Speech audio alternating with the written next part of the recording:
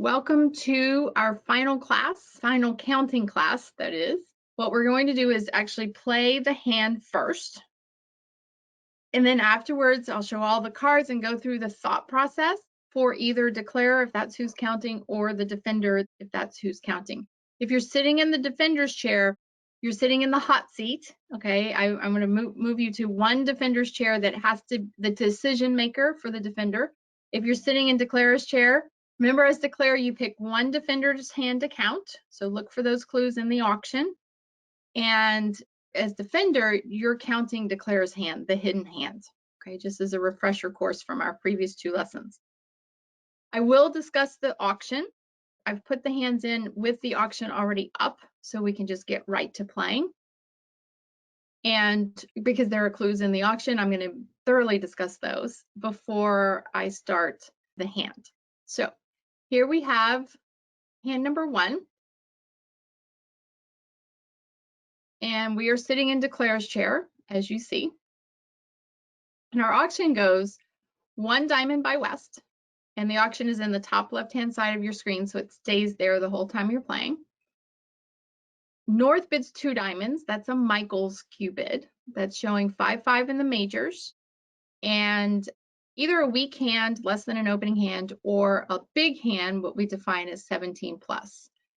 And then East bids 3 diamonds, which is basically a constructive raise of diamonds, showing 5 plus diamonds, and or could be distributional hand with only 4 diamonds, and 8 to 10 points.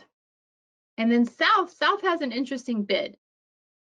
When your partner makes a Michael's Q bid or any kind of 2-suited bid, unusual 2-no or 2-suited bids overcalling 1-no trump, it's not about high card points and it's not about your suit length. It's about how the hands fit together. So if we look at South's hand, everybody's sitting South, and you visualize partner having 5 spades to go with your ace, queen, 9, 5, and 5 hearts to go with your king, jack, 8.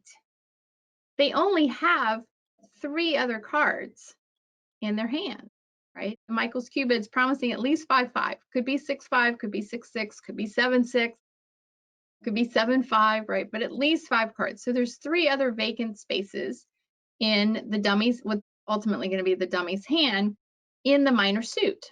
So from South's perspective, I'm thinking, wow, okay, lots of tricks here. Notice I haven't even started counting high card points. It's not about the high card points. It's about the combined tricks in the hand.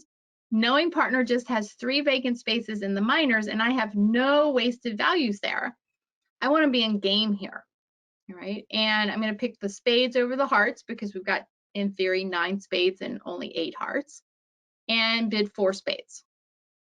Okay, so that's the auction, thoroughly discussed. And your opening lead, I'm going to play the first few tricks and then I'm going to turn the robots on and let them play. Your opening lead is going to be the king of clubs. And now you see dummy.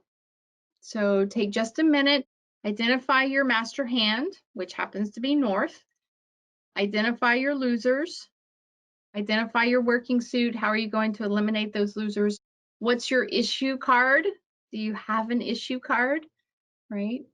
And let me give you about 30 seconds to run through that thought process. And then I'm going to play the first 3 tricks and turn it over to you to play the rest of the hand.